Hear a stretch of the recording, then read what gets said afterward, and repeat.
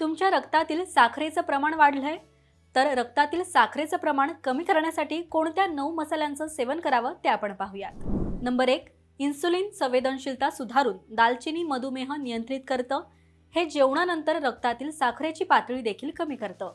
Number 2, लवंगामध्ये आढळणारी संयुगे रक्तातील साखर नियंत्रणात ठेवण्यास मदत करू शकतात। तसेच मधुमेह झालेल्या व्यक्तींना लवंग खाण्याचा सल्ला दिला जातो। नंबर 3, मेथी किंवा मेथीचे दाणे रक्तातील साखरेची पातळी कमी करण्यास आणि ग्लुकोज सहिष्णुता सुधारण्यास मदत करतात। भिजवलेल्या मेथीच्या दाण्यांसोबत पाणी पिण्याची शिफारस अनेकदा मधुमेहांना केली जाते। नंबर 4, हळदीमध्ये कर्क्युमिन हे सक्रिय कंपाऊंड आहे, जे मसाल्यांना त्याचा पिवळा रंग देतं आणि त्यात दाहक विरोधी गुणधर्म असतात। हे रक्तातील साखरेची पातळी नियंत्रित करतात।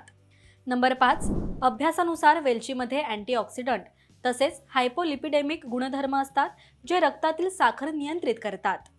नंबर 6, काही संयुगांच्या उपस्थितीमुळे जिरे रक्तातील साखरेची पातळी नियंत्रित करण्यास मदत करू शकतात। नंबर 7, रक्तातील साखरेवर नियंत्रण ठेवण्यासाठी धणे किंवा कोथिंबीर देखील उत्कृष्ट ठरतं।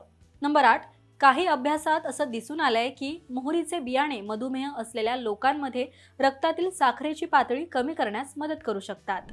तर अशा प्रकारे रक्तातील साखरेचं प्रमाण कमी करण्यासाठी या मसाल्यांचं सेवन करा। आणि हा व्हिडिओ तुम्हाला कसा वाटला हे कमेंट करून नक्कीच सांगा। पाहत रहा महाराष्ट्र टाइम्स। धन्यवाद।